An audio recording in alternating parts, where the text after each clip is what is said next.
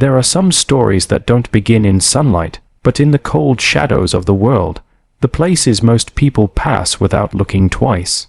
This story begins on a winter evening, on a busy street where city lights glowed behind fogged air, and people hurried past a tiny figure curled beside a street lamp. She was a little girl, no more than 9, wrapped in a thin, torn sweater, hugging her knees to conserve what little warmth she could steal from the night. Her hair was tangled, her cheeks cold and raw, and her feet were bare even though the pavement was ice cold beneath her. She wasn't crying, not because she wasn't hurting, but because she had cried so many tears over so many nights that her body had learned to survive without them. She had no home, no family, and no one in the world to call her own. Yet, that night, fate had decided she would no longer remain invisible. That night, something unbelievable would begin. If you believe kindness still matters in this world, and that every broken heart deserves a second chance, please like, comment, share, and subscribe to kindHeartsHub before the story continues.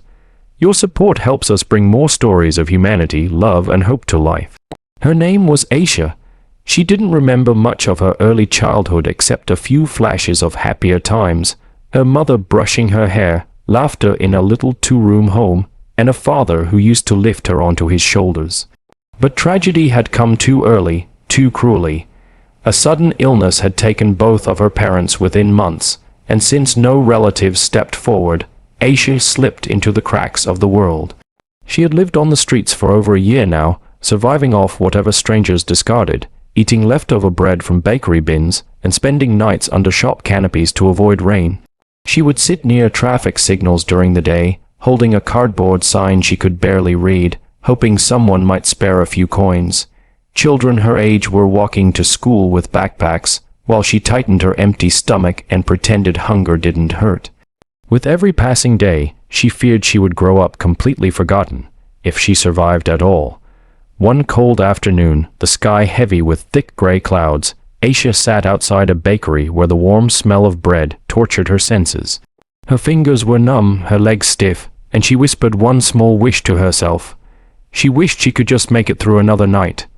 As crowds walked past, not one person looked at her, until a small boy 7 years old stopped in front of her. His name was Rihan. He was dressed in clean school clothes, holding a little lunch box in his hand, his hair neatly brushed and shoes shining as though they had just been polished. Unlike others, he saw her. Really saw her. In his innocence, he didn't see a beggar or a stranger. Just a girl who looked hungry. Without hesitation, he opened his lunchbox, took out his sandwich, and placed it gently in her hands. Aisha froze, too shocked for words. Moments like this didn't happen in her world. She lifted the sandwich slowly, hands trembling, and for the first time in days she tasted real food. Rihan had no idea that his simple act of kindness was being watched. His mother, Sarah, had been just a few steps behind, balancing grocery bags in her arms. She stopped in surprise as she saw her son crouch beside the homeless girl and share his lunch without a second thought. Sarah's first instinct was fear. Mothers are wired to protect, and the sight of a street child sparked the natural concern of the unknown. But then she looked closer. She doesn't know why, but something about Aisha's eyes that looked far too old for such a small girl struck her deeply. They were tired, lonely, and grateful all at once. Sarah realized this little girl wasn't dangerous at all. She was only lost. Sarah approached slowly, and Aisha, conditioned by harsh life, shrank back as if expecting to be yelled at or chased away. But instead of anger, Sarah's face softened with something she had no word for. Perhaps empathy, perhaps heartbreak. She asked her son to step back, worried gently for his safety, but Rihan shook his head and insisted Aisha needed help. Sarah hesitated, her mind torn between logic and compassion. She could have walked away. She could have convinced herself that this wasn't her responsibility. But that moment, her son had already chosen kindness, and she realized she couldn't turn away from that. The days that followed changed everything. Sarah returned the next afternoon with warm food, a thermos of soup, and a thick sweater. Aisha, unused to kindness, waited cautiously before accepting, half expecting it to be taken away. But Sarah continued coming back every day, bringing food, clean clothes, and small medicine packets for Aisha's cough.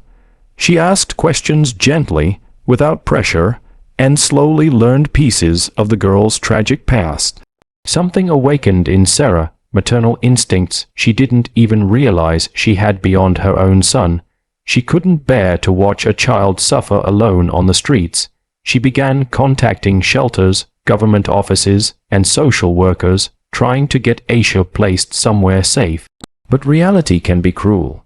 Shelter after shelter was full, or paperwork stalled, or requirements were too complicated. The world always had space for new buildings, new advertisements, new distractions, but somehow never enough space for lost children. Even so, Sarah refused to give up. Each evening she knelt beside Aisha and told her that she wasn't alone anymore. Aisha began waiting eagerly for Sarah and Rehan's visits, sitting with a hopeful spark in her eyes that hadn't existed in months. But change often comes with conflict. Sarah's husband, Amir, didn't share her sudden compassion. When she told him she was trying to help a homeless girl, he was alarmed, even angry. He worried for their safety. He feared responsibilities they could not manage. He questioned what neighbors would think. Sarah understood his concerns, but she had spent enough afternoons looking into Aisha's hollow eyes to know she couldn't ignore her conscience. Arguments filled their home, tension humming between them at dinner. Amir insisted this wasn't their problem, and that they already had a family to care for. Sarah countered that families who had more had a responsibility to those who had nothing. One evening, after a particularly heated exchange, Sarah left the house to take warm blankets to Aisha. But that night, something terrible happened.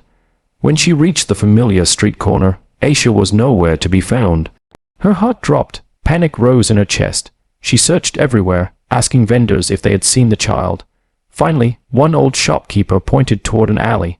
Sarah rushed there and found Aisha lying weak against a wall, burning with fever, her breathing shallow and rapid.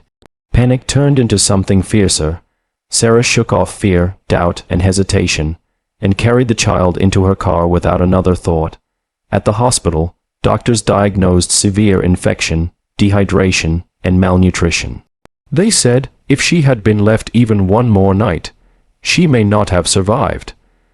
As Aisha lay in the hospital bed, connected to Roman 4 lines, Sarah stood beside her and held her small cold hand. She realized that she hadn't just helped a stranger. Her heart had accepted this child as someone she could not abandon. When Amir arrived, expecting to bring his wife home, he instead walked into the sight of Aisha struggling to breathe. He looked at his wife's tear-filled eyes, then at the small, fragile child fighting for life. In that moment, something inside him cracked open. He saw what Sarah had seen all along, the human being behind the situation. Amir stood quietly by Aisha's bedside that night, holding his wife's shoulders as she cried. From that night onward, everything changed. Amir stepped in alongside Sarah.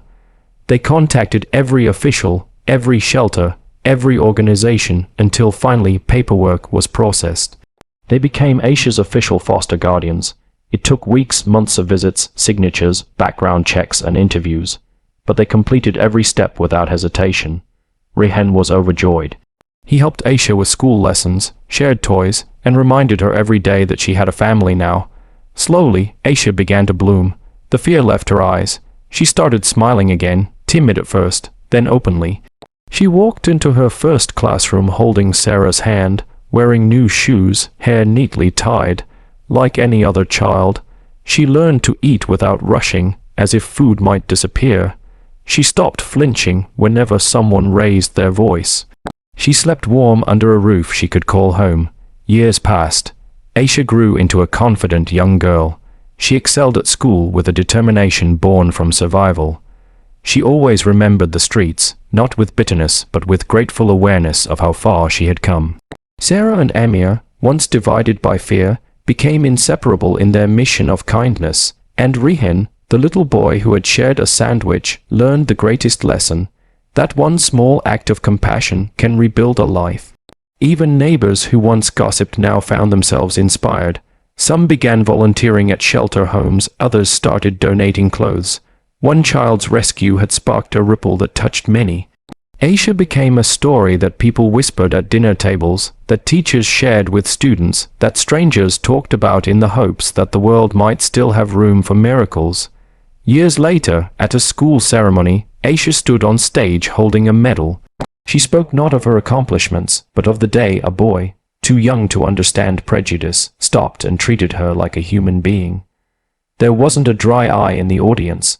Sarah and Amir held each other's hands tightly, proud beyond words. Ruhan cheered louder than anyone.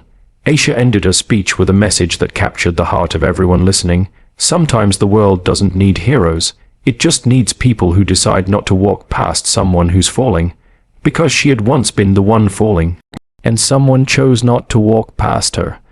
If this story touched your heart, please don't forget to like, comment, share, and subscribe to kindHeartsHub. Your engagement helps us continue telling stories that remind the world that humanity still exists. Before we end, we have a special request.